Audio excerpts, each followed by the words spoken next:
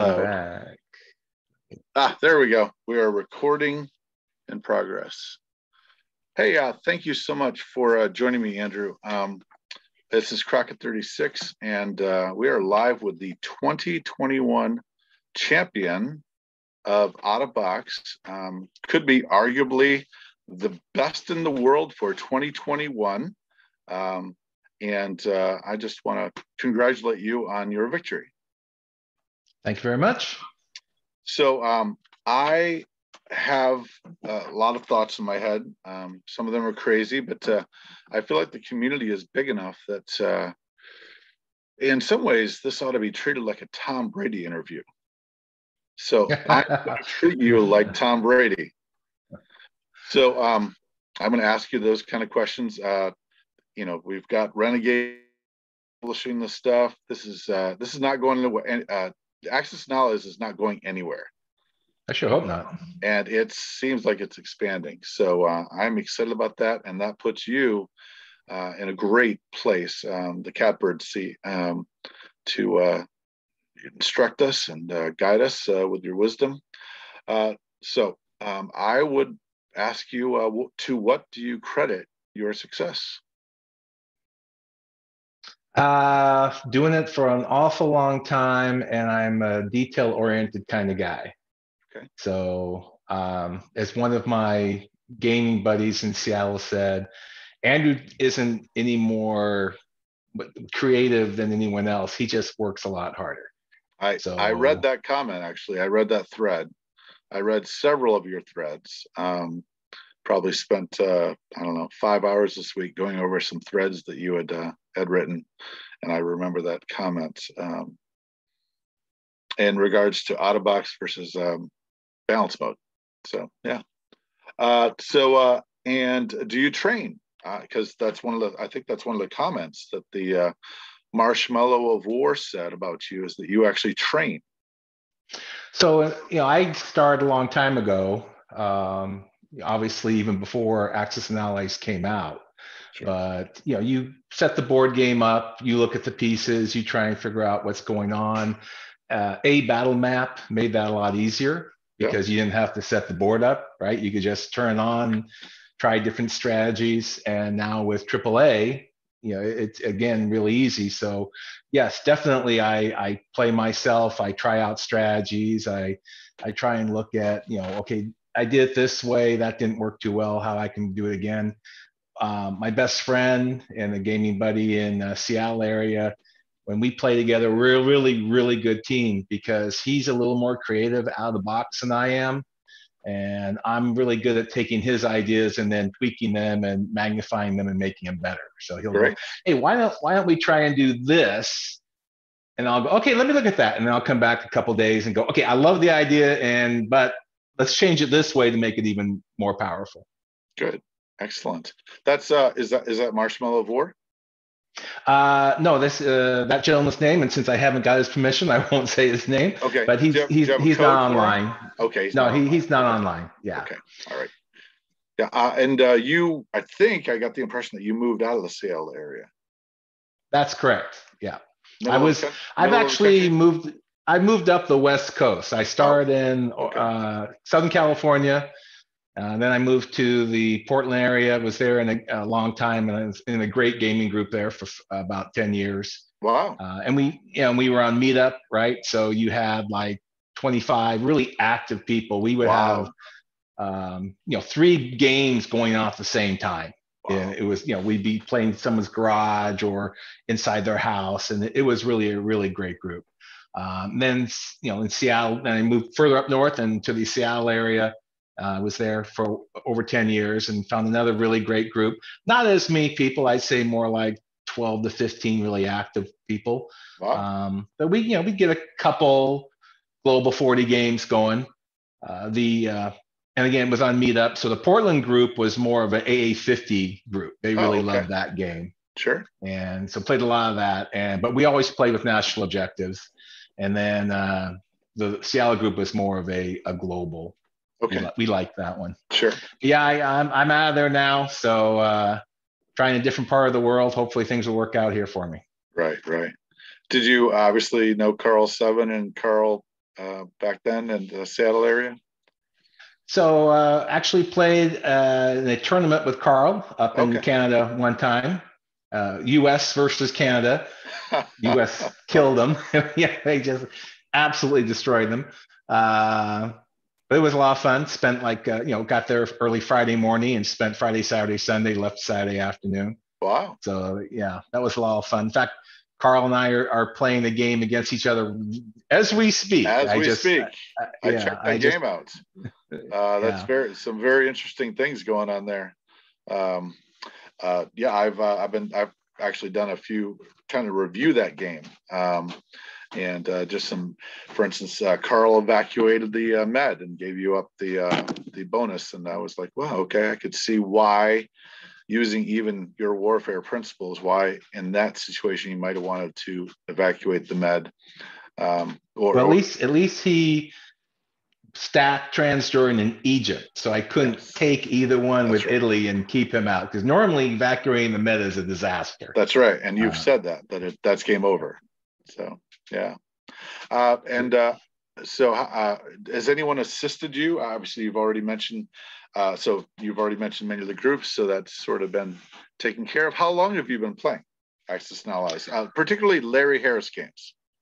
Well, I started with playing Larry Harris in '84 when it came out. Okay. Right. So it was such a game changer. Before that was all Avalon Hill, right? And the cardboard pieces. I'm sure you remember the hexagon map, cardboard pieces.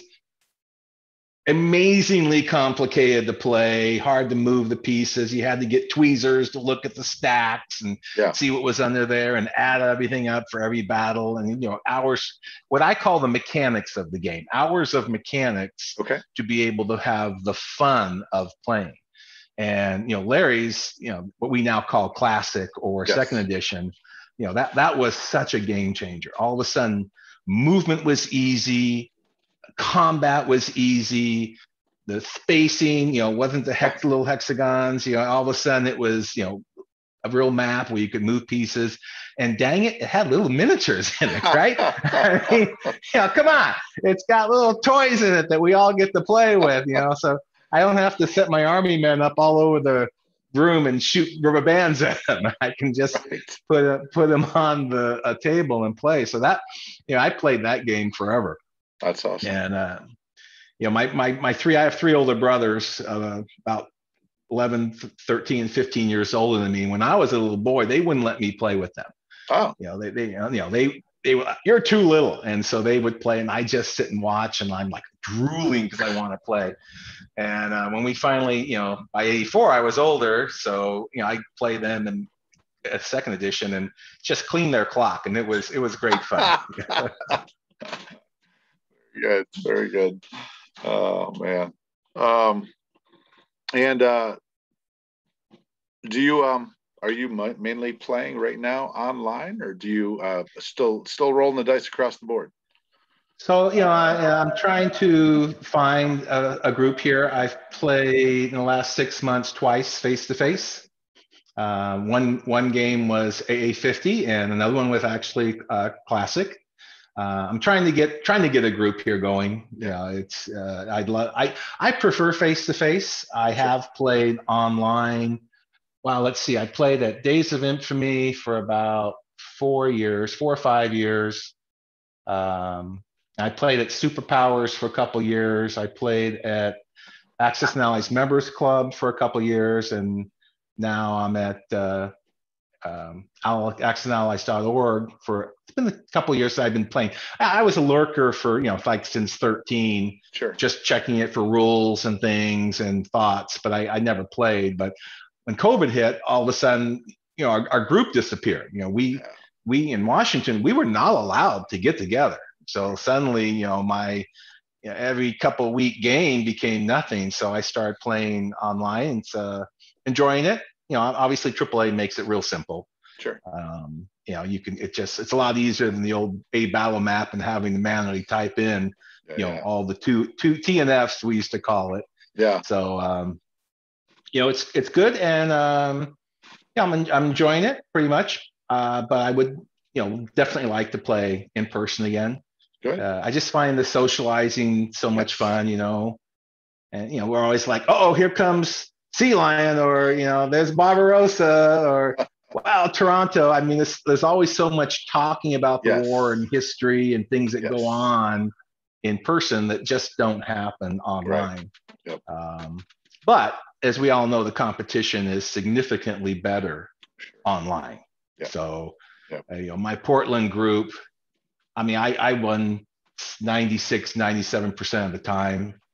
I was always impressed by the people that kept wanting to play against me instead of be on my team, right? Sure. You know, because there are a lot of people like, hey, let's play with Andrew, and I'll be on Andrew's team, and you know, that way I'll get a win. But there were some diehards that always kept trying to go the other way. Yep. And in my Seattle group, there were some better players there, so it was more like 85, 90% of the time. But yeah, when I played at Days of Infamy, 75 was, you know, really good. You know, AAMC. I was 76% one year, which was the top winner, which was I thought was pretty impressive because I only played in tournaments. I didn't do any casual play. You know, and you know, AAMC had Access and Allies Members Club. They had tons of tournaments. I mean, every month they had a new tournament, and they did Revise, they did second edition. And what am I forgetting? And I guess they did, was AA50 out? Yeah, AA50 was out. So AA50 was the third one. Good. And, you know, they had low luck tournaments. They had, you know, Russia restricted if it was second edition. So you could get in all the time. And, you know, I got to the finals half the time. Sure. So if I ended the tournament, there was 50% chance I was going to make it to the finals. That's awesome. And then I won half the time. So, yeah, I won 25% of tournaments, which of course, you know, no one else did. Right. Which is why I like to say I'm one of the best players in the world. And I don't say I'm the best because we don't really have like an official tournament where people all over the world compete. I would love if that were to happen, where we could get rankings and, you know, you had to earn your way in, like in golf. And once you got there, you could have the tournament. Right. But anywhere I've always played in person and online, I've always ended up being the number one guy. You know, the highest, either the highest rank ever, or, you know, the best. We had chess score in one group, or, you know, on the leaderboard being number one. And, you know, I mean, here at, I got, you know, was able to win the tournament this year. Yeah. Last year, I did not. I got knocked out in the first round by KS McKay. Really? So, oh, wow. Yeah, I gave him a large bid, and he used it in a way I had never seen before, and I did not react well to it. What was the bid number? 60. Yeah. You gave Carl Sub 58. Yep, that's the second time I've given him 58. So we played last year 58, and I beat him, and now we've got 58, and it looks like I'm going to get him this time too, even though he's played extremely well on the Pacific side of the board. Right. In fact, I spent about 6 hours a couple days ago looking at what he did and trying to figure out how to counter it. So good. You know, and that's why you'd set up the board, or you set up the you just play local a couple times. No, I just do it on AAA. Sure. And you can try different things, save it, you know, test 1, test 2, test 3. And then what's nice is you can, you know, I save every round so that I can go back and go, well, that didn't work, and I can change it going forward. So, you know, AAA just makes it so easy to try different strategies. And one of the things I think, you know, besides I put a lot of time in, I'm detail oriented, is I can see the board and pay real attention to what can go where and how things are going to go. One of my Seattle Gamer guys said, Andrew's like the guy in the Matrix. He can read the code. He can see the code. And, you know, I for some reason I can. I can see what's going on the board, so I can go, okay, here's what I need to do now. So then 2 or 3 rounds, everything will be where I want it to be. Sure. And it surprises me when you catch people, right? You do something and they go, oh, I didn't see that coming. Right. Because, you know, that doesn't happen to me. What happens to me is I see it coming, but I can't stop it, right? You know, it's, you know, he's going to move that there, and he's going to buy this and do that. And then, boy, how I'm not going to be able to beat that. Or you get bad dice. That happens to everybody. Sure. We all get a battle where, well, I lost a tournament game once where a guy took France with a 12% chance, and Right. if he hadn't taken it, I would have won the game, and he took it and he won. So it's like, that happens. I don't like it. I don't like dice. I prefer low luck, but no one likes to play with low luck. I'm a history guy, and I know we all are, but I see so many times where history just confounds. I was just watching a video on Leyte Gulf. Put that on a battle map, especially the interaction between the super battleships and the escort carriers. And there's no way that does anything but those carriers go down. But bravery, confusion, the aircraft coming in, and all of a sudden you've got a victory, the 12%. Yeah. Yeah, I think someone just online was talking about my games, was talking about low luck, and one of Yes. the other, I don't, someone else made a comment, hey, this takes in the fact all those things that are just odd, and it just happened that as you mentioned, all the things you just mentioned. And yeah, so that's a good way to look at it. It's like, oh man, my guys were sleeping or something, Yeah. and they got broadsided, or miscommunication, or the radio went out or something. So I just read the history into it and go, okay, they were reading my my secret messages. Fog rolled in when my fighters were going in, and or the AA guns. So anyways, what's your favorite piece? I'm going to do some random fun stuff right now. What's your favorite piece? I mean, if you just, what do you like? What's the sexiest piece to you on the board? Infantry. Infantry. Okay, good. I thought you were going to say that. And what's your play? How would you describe your play style? I think conservative. Well, yeah, I'm definitely a conservative player because unfortunately I have not a good roller, both in person and online. Although the game I'm just playing against Carl, I've had some pretty good dice, but normally the dice go, I mean, if I can get average dice or just, in the Venn diagram, whatever it's called, a little peak, if I can get anywhere in that, I'm really happy. That's it. That I'm thrilled. I don't need good dice to win. I can even get kind of bad dice and still win. But if I get horrible dice, it's tough. If you're playing a really good player. Yeah. And that's why in my article I talk about that. My dice are about the same. I think of it as so. Lady Luck is a capricious harlot, which I think you did a LOL for one point in our discussions. But I think of it as she leaves me alone, and then once or twice in the night when I'm playing someone, she'll come and sit on my lap. But besides that, she leaves me alone. I mean, so I look for sort of a little streak of luck. I even have some sort of, I play poker, so not much, but some, and I find that there's a bit of a streak phenomena that happens. Anyways, but battle count. Well, to finish answering your question, because I don't get great dice, I'm a very conservative player. Yes. I mean, if I won a tournament in Seattle, I had a chance to take Moscow with a 98% chance. I remember you were saying that. Yeah, and my opponent next to me said, "You're not going to attack, are you? Because you're going to get 99% next turn." I went, "Yep, you're absolutely right. I'm going to wait one more turn and get that 99%." So. Yeah, even I remember reading that. Me. I remember reading that, and I was blown away. It's a different mindset.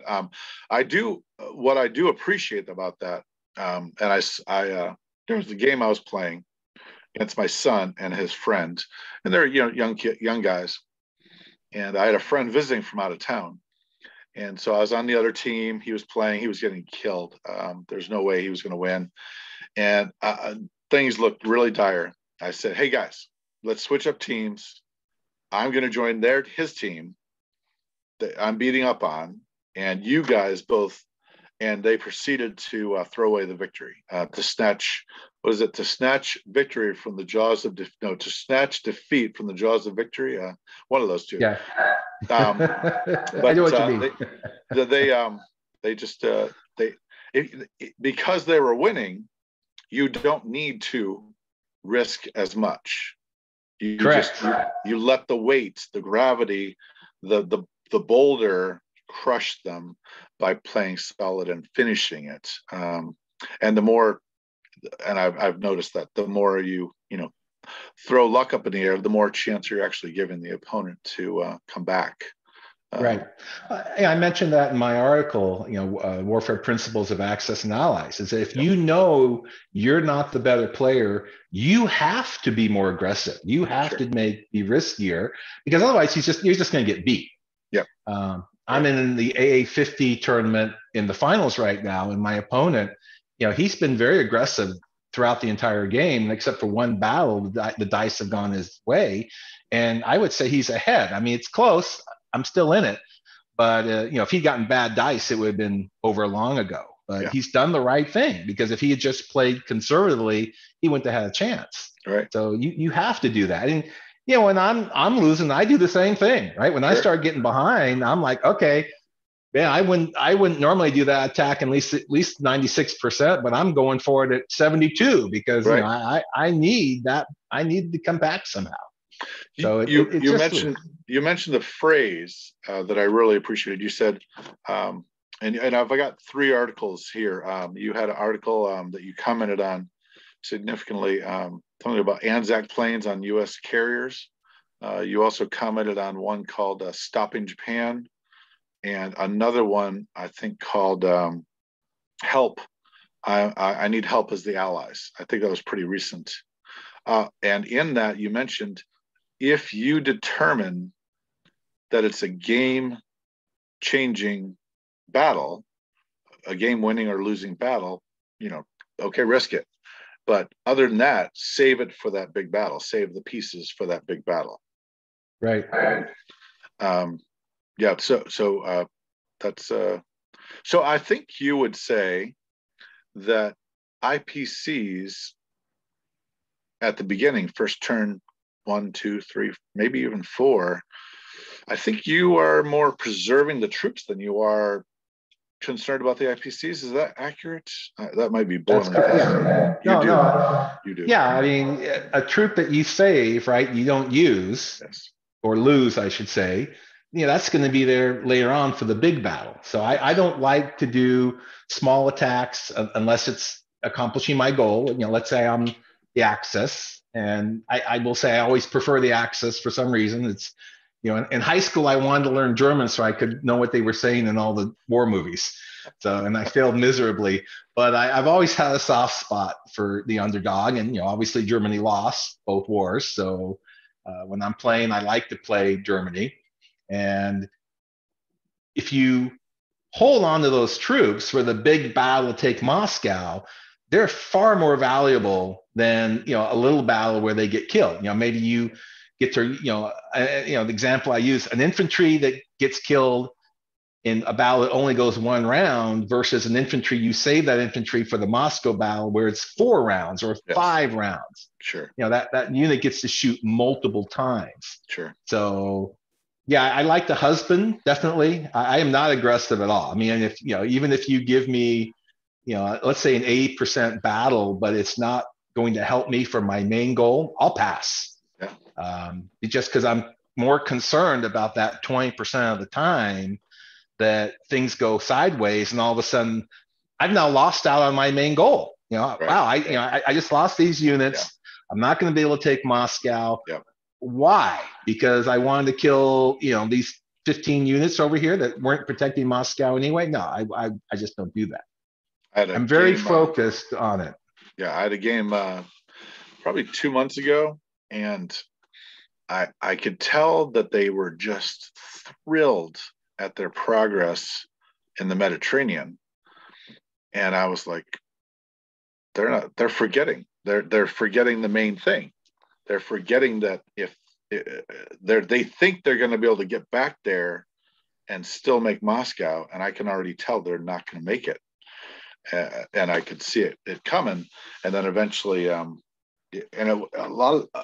It wasn't necessarily the other thing that I don't know if I got it from you or I got it from, but I've noticed that a lot of us are looking for the big win, the climactic battle, the Marianas turkey shoot, the midway where there's this climactic battle.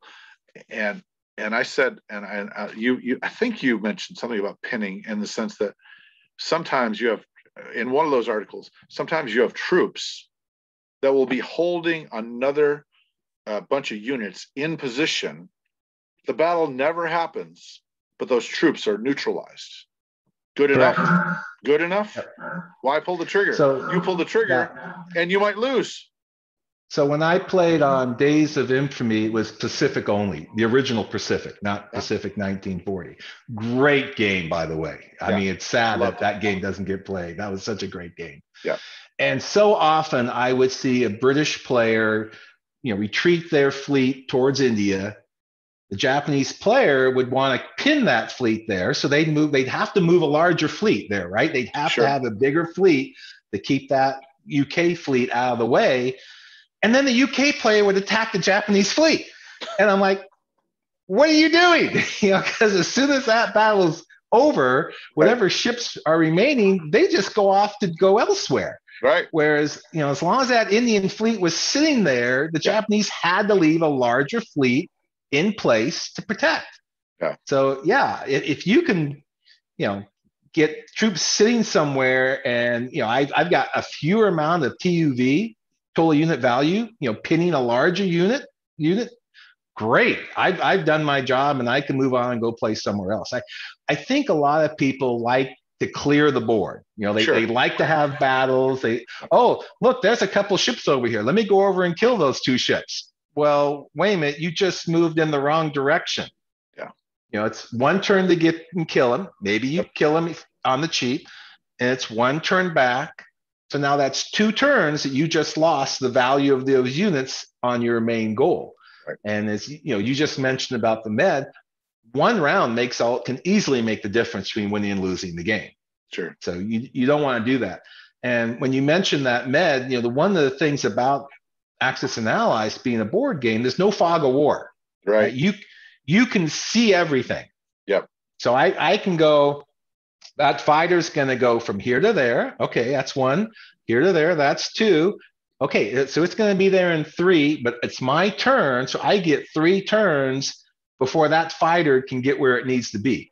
What can I do in that 3 turns to win that battle? Right. And so, it's different than a lot of things where all of a sudden, stuff pops up. You don't know what's going on, like in computer games.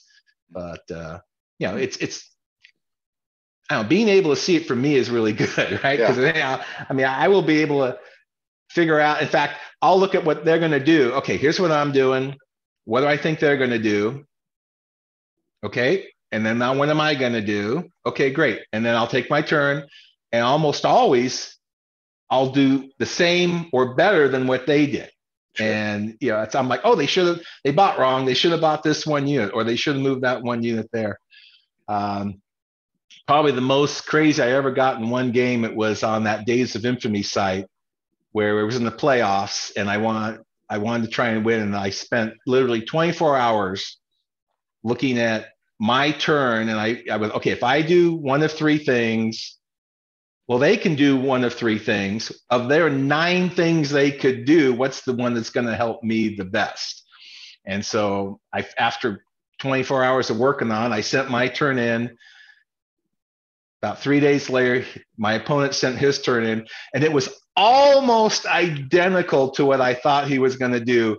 He moved 1 piece differently, which gave him overall a 75% chance of winning that round, winning all the battles, whereas I had a 76% chance. Mine was 1% better. Wow. But I figured out exactly what his best move was, and he was a really good player. He almost got the exact best move. That's amazing. I ended up losing that game. I attacked for the win because you remember in the old Pacific, you had to get, we played to 24 because 22 victory points was too easy. Okay. So I needed to get to that 24 points. I had to take 1 territory to give me 40 that turn, which would have been what I needed. I attacked with 2 infantry, 2 artillery against 1 infantry. Oh. And I lost. Wow. Yeah. I got 4 misses. He got a hit. 3 misses, he got a hit. 2 misses, he got a hit. 1 miss, he got a hit. He hit 4 in a row. I missed 10. I figured out later, if my math was correct, that was like a 1 in 10,000 chance. So yeah, you just never know. I'm okay with losing, especially something like that. When something like that happens, I'm like, what can you do? I mean, there's nothing you can do. So why fret about it? Why worry about it? Kind of chuckle about it and play the next game. Yeah, see, I'm not as good as that. I don't mind if someone outplays me. I don't mind that at all. It's like, oh man, they just outplayed me.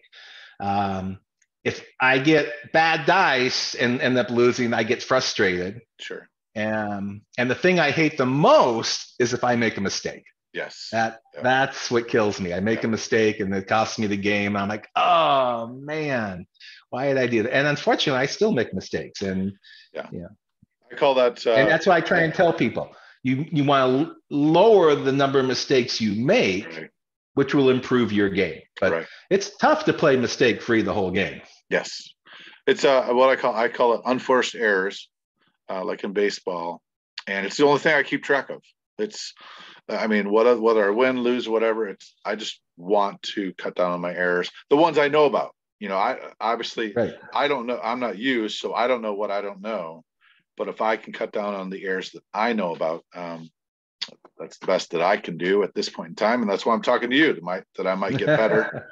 So, but I mean, that's like if you haven't seen something, right? I mean, I remember playing a game with a couple guys, and they tried a strategy in global. I hadn't only played a few times. I'd never seen it, and I did not react well to it, and they won. And I was like, wow, that was really cool. That was a great strategy.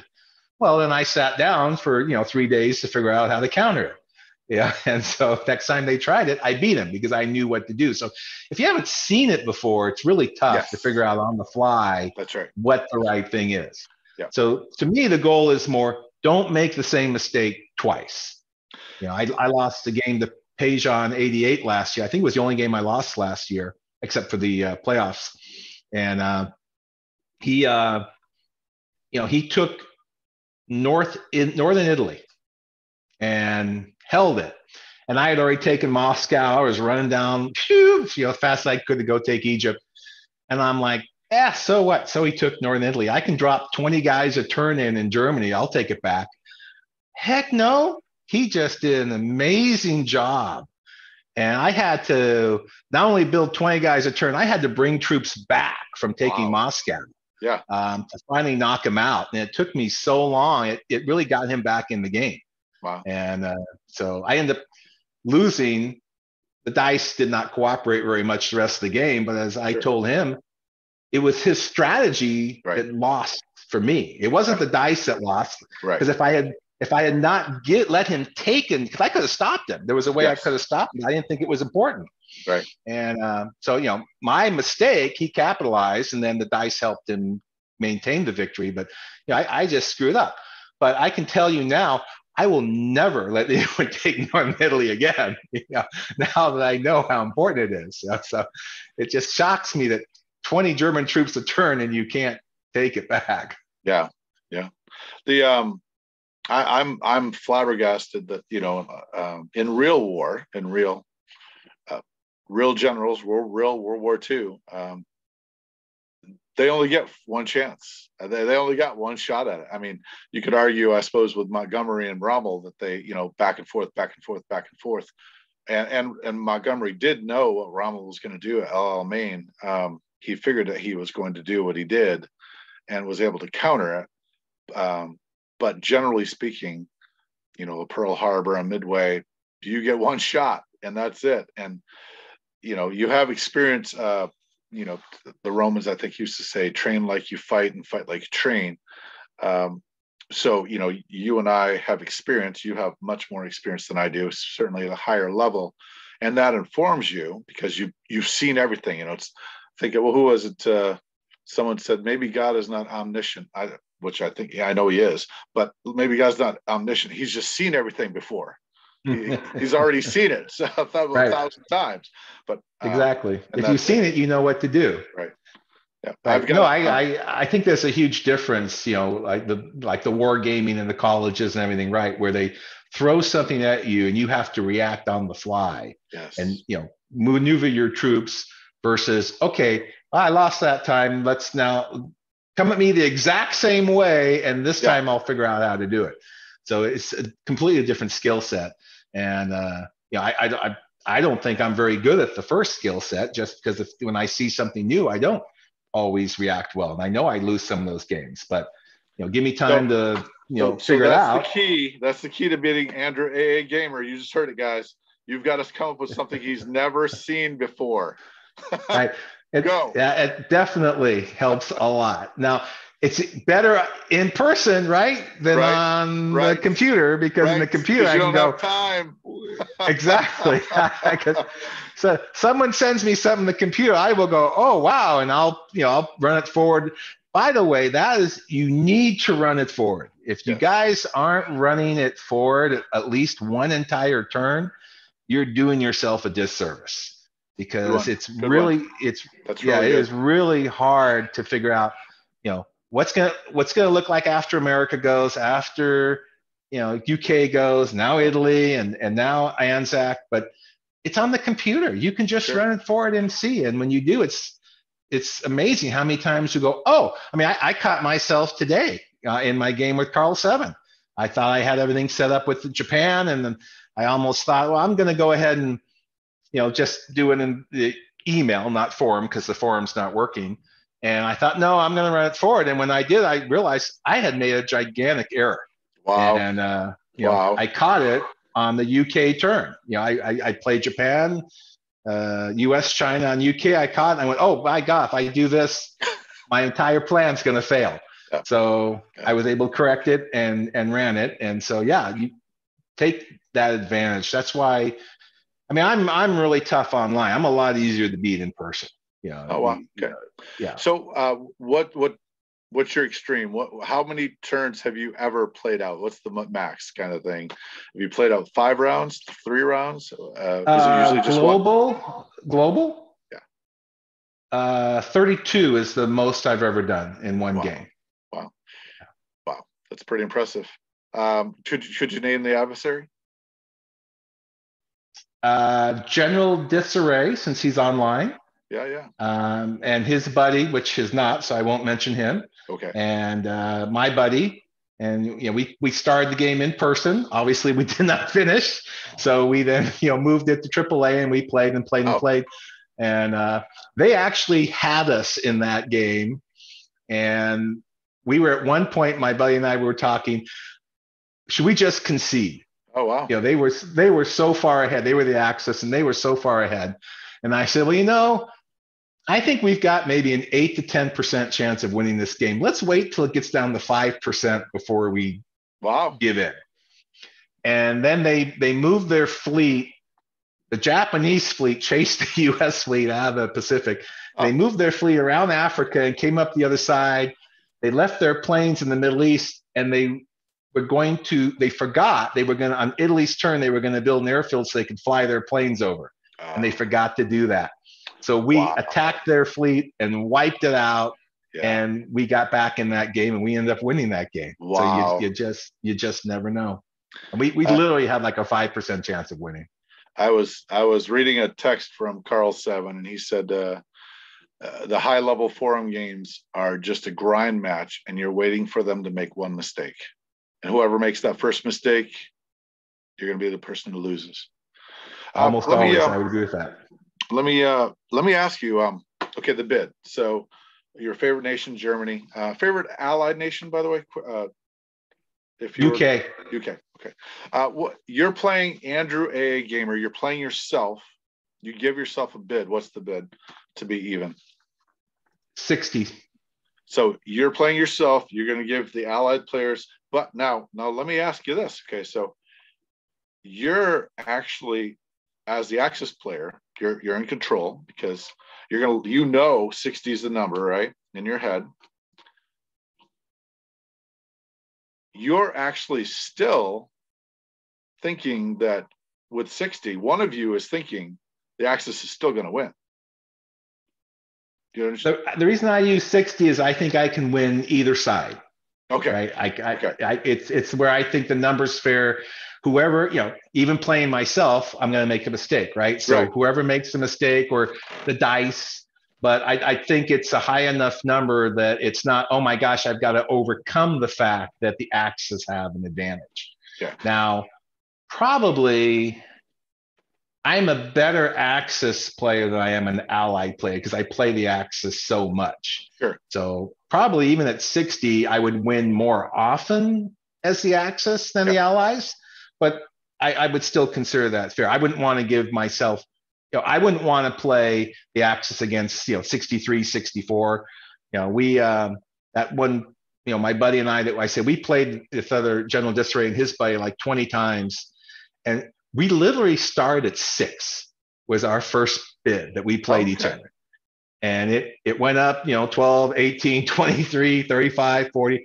And we got to 65 and the Allies started winning consistently. So then we bumped it back. And at 60 is where we all felt, this is a fair number.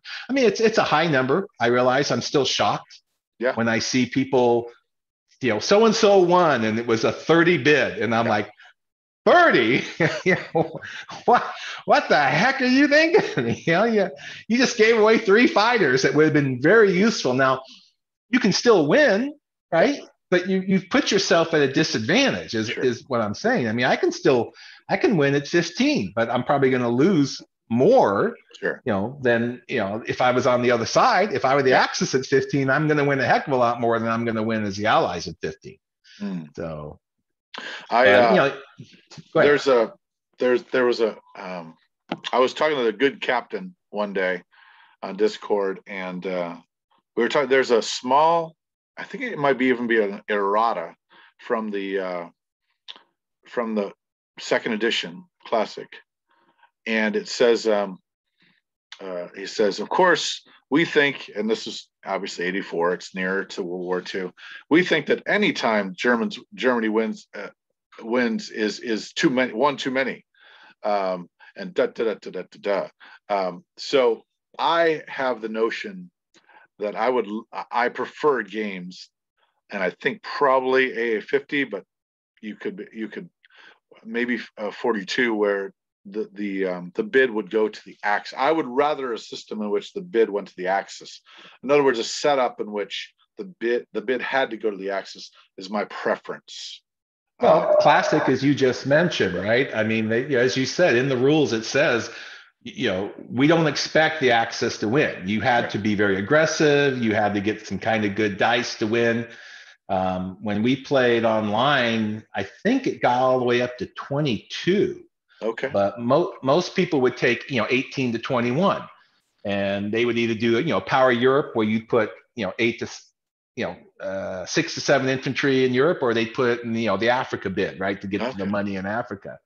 But I mean, playing even in that, you can still win, but you're at a disadvantage. Sure. Revised with the FIDA was, 7. 7. Okay. Great. Yeah. That was, artillery infantry in Africa. So AA50, 6, 7. It's a really close game. Wow. But you gotta give Allies 6 or 7.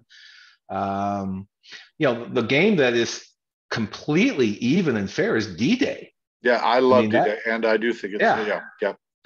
That's right. That is dead on. You can win on either side. Yeah. And the reason I love D-Day, it almost always comes down to the very last turn. Yeah, you're right. Yeah. You're right. It does. That's true. Very good. Very good. I was gonna that you anticipated one of my questions. So I think you've mentioned that as far as the bid goes, I think you mentioned the sub 111, sub 110 fighter in Scotland, sub 98, sub 91, sub 106. And I think you've mentioned a couple, not in China, but in Burma, India, and Calcutta and Burma, I think. Yeah, that was a while back. I've changed my mind on that. Tell me, where would you put? Let's say that Andrew had the power to change the setup. This is actually, I'm promoting this. This is activism right now. That the champion of the previous year actually changed the setup for the game for the next year and adjusted it about half. Half the bid is now not floating, optional, but mandatory, and then the other half of the bid would be floating. So how would you change 30 mandatory, 30 optional? Well, you already mentioned some, right? You got to put a fighter in Scotland. I mean, goal number one is protect London, right? We don't want Germany to take London, and fleets are so expensive. We want to save one of those two fleets, either 110 or 111. So, yeah, I'm gonna put a sub in both 110 and 111.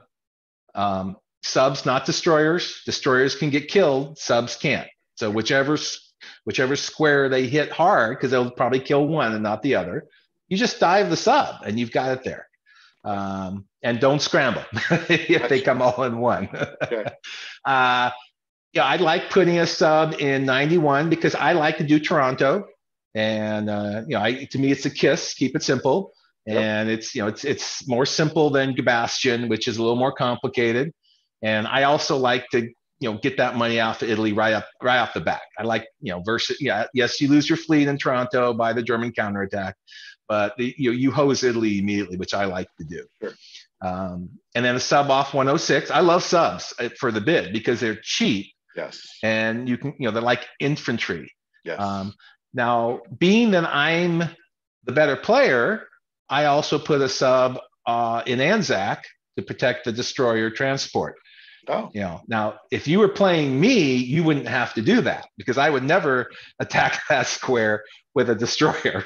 But I've had plenty of people attack me with that because they know, hey, if I can win it, it's a big payday, and they know they need to make the risky attack. You put a sub in there, it changes everything.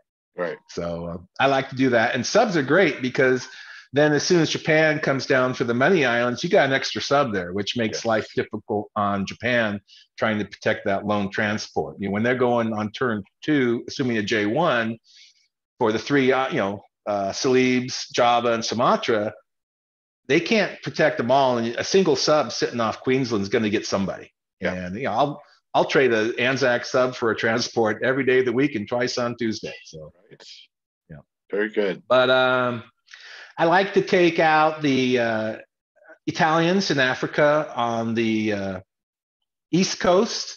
So I'll usually drop in an artillery in Sudan. Yep. And a mech in Egypt. That gives me, again, I want 95% plus, right? I don't want to attack Ethiopia and lose. That really hurts. Probably not a game loser, but I want that to be heavy. Sure.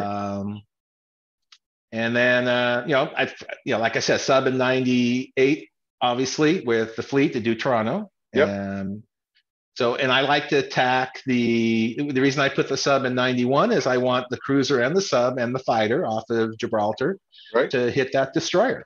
96. That needs to be a 95 plus battle. If you only bring 2 units, it's not. That third one makes it for sure. You don't want to lose that battle, especially if you're not doing Toronto. I've actually won a couple games where my opponent went to do Jabastion and they only used 2 units and they lost. And all of a sudden, game over, right? You just lost on turn 1 because you took a 94% chance and failed. And because Italy then blows up. The UK fleet's sitting there, and you blow it. They've got to leave or they get blown up. One of the two. Right. So, there's 2 battles in my opinion on turn 1 that you have to win, and one is France. Right. Yep. If Germany doesn't take France on turn 1, you might as well say, hey, let's save all the time to set this game up again. Right. Well, you win and we'll just move all the pieces back and try again because you're not coming back from not taking France on turn 1. And then I think that, sea battle in 96, especially if you're doing Jabastion. It's not as important if you're doing Toronto because you've already destroyed, half the Italian fleet anyway. And, but if you're trying to do Jabastion, you've got to win that battle. Huh. And then everything else is just capitals, right? You want to get 98, 99% on a capital because it's the game. If you even as the attacker and you go, oh my gosh, I just got screwed. I was supposed to get 35 hits, I got 20. I'm going to retreat. Well, yeah, but you just wasted 2 or 3 turns to rebuild your forces to get back into it again. And unless you're just killing them, 2 or 3 turns is going to cost you the game because they'll make haste somewhere else. Sure. And if you can withstand 2 or 3 turns, why are you attacking now and not waiting 2 or 3 turns? Right. And really wiping them out because it's at the TUV of maybe I win now and it's a 60 TUV and in 2 turns it's 120 TUV. So why wouldn't I wait? And I think most people realize you don't want to give those kinds of TUVs to your opponent, so you retreat, right? I mean, a lot of this game is positioning yourself where you force them, like an AA50 where you try and get, the Japanese where the next to Caucasus and Moscow, so that Russia has to move in one or the other. Right. And it's that kind of thing that you can do, and pull out of Moscow. I mean, when I see my opponent stay and I get to wipe them out, boy, that makes me happy because that threat's over. I don't care how many units I lost; his force is dead. So you obviously you've retreated to Moscow and retreated from Moscow to Samara and just kept the fight going instead of just dying. And so I mean, it depends on where my opponent is. If I can get down to the Caucasus and block Persia, great. Yeah. But normally the guys, they're coming from Brest, they're coming from the south, and you can't beat them to the Caucasus. Right. So I'll go take Novgorod. Yeah. Right. That's a city they cannot win the game without. Yes. And if they chase me, I'm now giving UK, another 3 or 4 or 5, 6 turns because they got, chase me up and chase me back to make hay in the Middle East. All the allies need in global is time. And, they're going to win because they get more money. Right.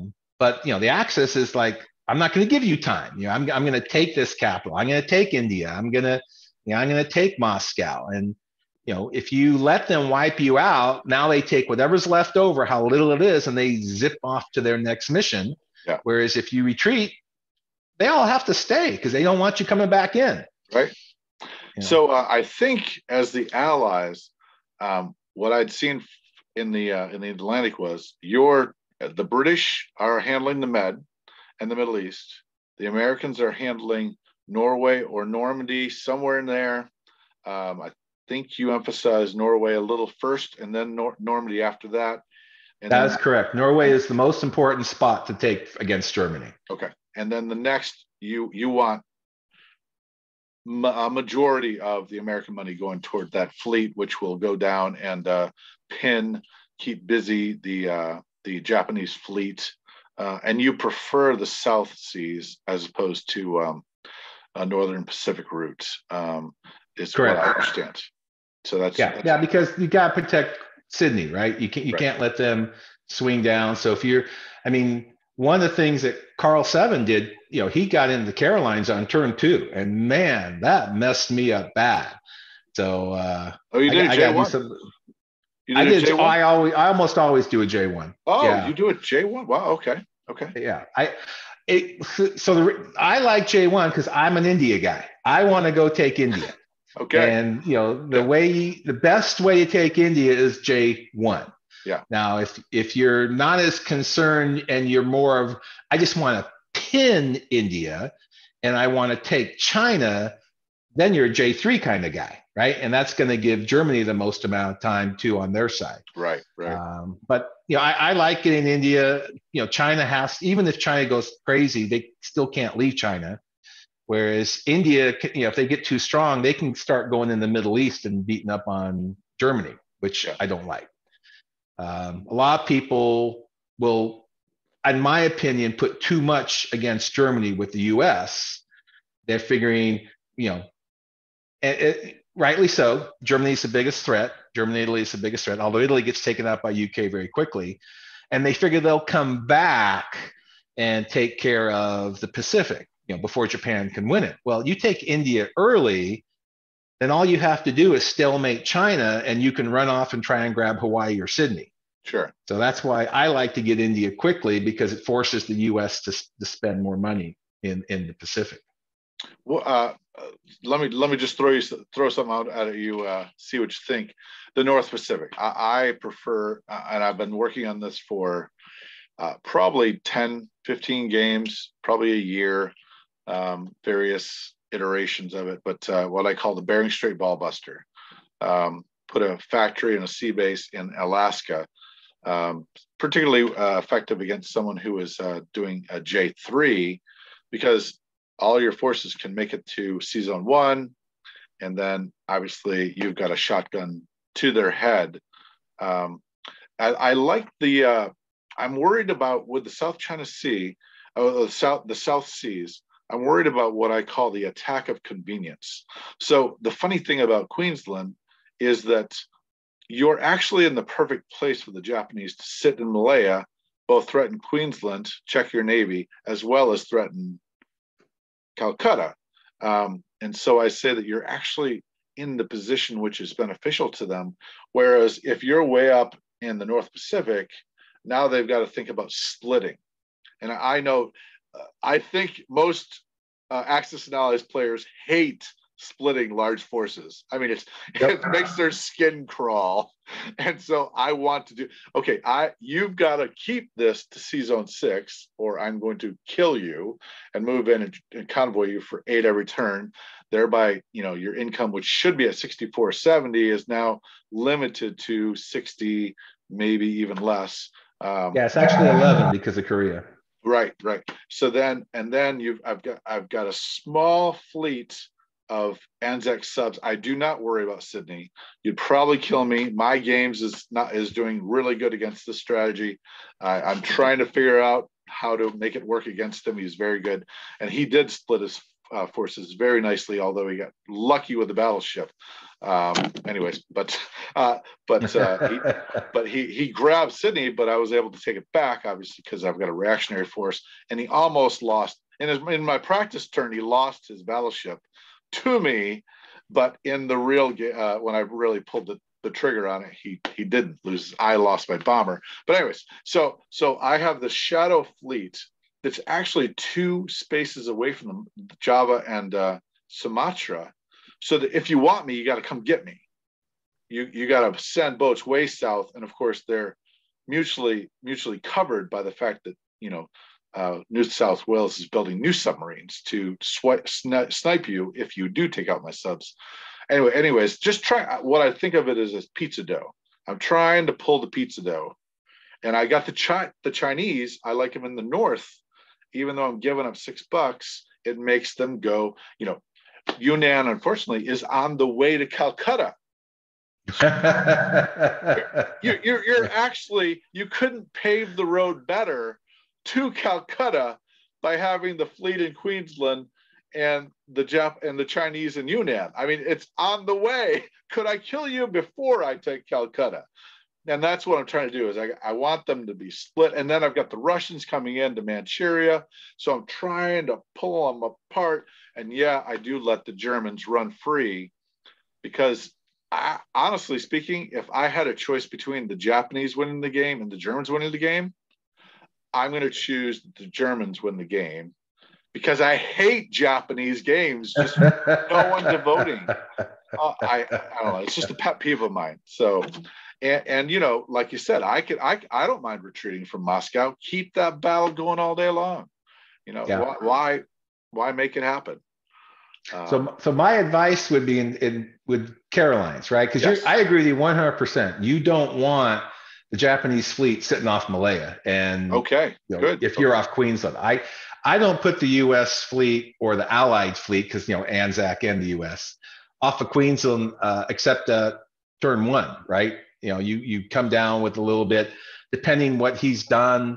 He may or may not be able to blow up a very small fleet off of Queensland. Then I bring a little bit there to threaten his transports. But otherwise, I want to get the Carolines, because if you're in the Carolines, he's got to be in the Philippines.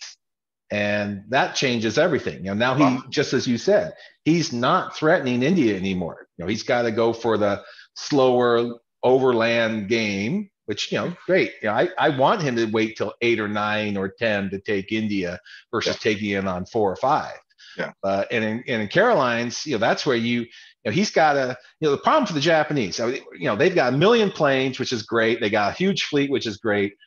But as soon as the U.S. can get a big enough fleet that the Japanese can't blow them up, the Japs are screwed because they have to be in the north and in the south. The south is where all their money is. The north is where their capital is, which is kind of important. Yeah. So as soon as you're in the Carolines, you force them to be in the Philippines, because that way if you go south, they go with you. If you go north, they go. But as soon as they can't blow you up, they have no choice but to go to 6. And then you go take all the money islands. Because if they let you go to 6 and they can't blow you up, they just lost. Right. I'm not sure where we are on time. I do have a pro account. And I don't know. Let me, you're handing out gold, by the way, and I really appreciate that. I'd hope it, doesn't affect your future status. I don't think. No, I've always tried to teach people, make them better. I like the challenge. So I've always been a teacher. That's why I wrote my article. Yeah. It's because I want people to be better players. I've gotten a lot of enjoyment from Axis and Allies and war games in general. It's my favorite thing to do besides sports. And I want new generation to come in and get the bug. And if people can play better, they're going to enjoy it more, right? I remember one guy on the Superpower site who'd lost like 300 games and only won 5. I was so impressed that he was still doing it. I told him that. I said, wow, you must really love this game that you keep playing even though you lose and lose and lose. Because I'd be like, I'm out of here. I mean, I win a lot, right? So I enjoy winning. I get an occasional loss. So, it's fun to me. If I lost 20 times in a row, I'd probably try a different game. So I was really impressed with his fortitude and stubbornness. So, no, I want people to get better. I think it's good, right? You see that in everything, right? The professionals, they give back to their community, to their sport. Well, this is my community and my sport. That's awesome. I want to give back. Yeah. Thank you very much for doing that. Let me just look at my list. House rules. Do you, when you're face-to-face, you guys use any house rules? Almost never. Never know. Yeah, the only house rule I can remember we ever used was in 1914. We limited the amount of troops England could build in India because they just overpowered Turkey. Okay. But otherwise, I mean, BM3 now BM4. I mean, I never played that face to face because to me that's just a house rule. Right. And I like to play strictly the game, the OOB, the classic, the best. And I mean, I know that there's it's we get tired of it. It's not fair. Well, to me, let's have a 60 bid. Yep. Pick a side. Yep. And it's great, even though it's not the original. It's great because people use that 60 in a different way. Yes. It's you play. Sure. It's like a brand new game every time you play it because people will put it in different spots and. Yeah, the first couple, 3 turns, you kind of know what's going to happen, right? People are, pushing their certain things. But, by turn 4 on, everything's changed and you're having to make decisions based on what has happened, how the rolls have gone, what people have done. Yep. And, then it's really thinking. So, the more the game goes on, the more difficult it is. You're not on a script. It's not like Pacific where, I had a script. I knew exactly what I was going to move where the first 4 or 5 turns. And, especially when I did the Indian crush, right? It's like, hey, let's go take India. In fact, I developed one that was so successful, they actually changed the rules. They put in a bid of 5 extra, $15, and everybody put that $5 in India so that you wouldn't just go crush them. Wow. And actually, it was a really good thing to do because, again, we went from a script that any, a beginner who had the script in his hands could Right. follow Yep. and, beat an experienced person like me Yeah. and take India. And by putting that extra 5 guys, it became, much more expertise game because now Yeah. you were shooting for the victory points. Huh. And that's a great game with the victory points and the sub stalling and having to figure out where to go. Yeah. Yeah. I haven't played that game since like 2010, and that's when I'd like to play again. Yeah. Oh, that's awesome. 20. I didn't see that on the re-release list for Renegade games, but if someone like you puts that out there, I'm sure you might have some weight to. Yeah, see, I don't need to worry about the re-release because I'm old and I bought them all when they came out. You got to keep buying them though, just to. I got the Saddam Hussein here, for Fortress America. So yeah, I got Fortress America too. That's awesome. Yeah, that's a fun game. I didn't get the broadsides and broadswords. I think it was something like that, but otherwise I got the other ones. I play test with Larry, and so I'm in his basement one day, and he says to me, "Anything you want here?" And I said, "Broadsides and boarding parties." And he goes, "Sorry, can't do that." Come on. You asked. I've never played that one. That sounds like it was a good game if Larry didn't want to give it up. Have you met Larry? No, I have not. I don't go to Gen Con or anything. Yeah, I just I have this thing. Let me see. I can play for free in my house, or I can get on a plane and fly somewhere and pay for a hotel and just stay up for 3 days in a row. Nah, I don't think so. So Well, I've never been to any of the Gen Cons. Renegade seems to be saying that they may have a world championship. So your wish might have to get interested in that. Yeah. Your wish may become reality. Yeah. Well, I'm only a couple of years from retirement, so once I retire and I'm not working anymore, and that might attitude of not traveling to play might change. So yeah. I'm 3 years away from retirement from UPS. I'll pick up another job, but 3 years away. So, well, thank you so much for your time. I can't thank you enough. I'm going to take a look at Caroline as a strategy. I've never understood Caroline. I've always wondered about that. So that's good. Very good. Thank you so much for your time. Thanks for your contribution to the community and your articles. Keep them coming. I appreciate that a lot, and look forward to talking to you in the future. So appreciate you reaching out and setting this up. It was enjoyable. Yeah, I hope to do more of this. There's some great guys on the other side of those, either whether it be the other side of the table or the other side of the internet connection. All right. Thanks so much. Nice to meet you. Good night. Good night.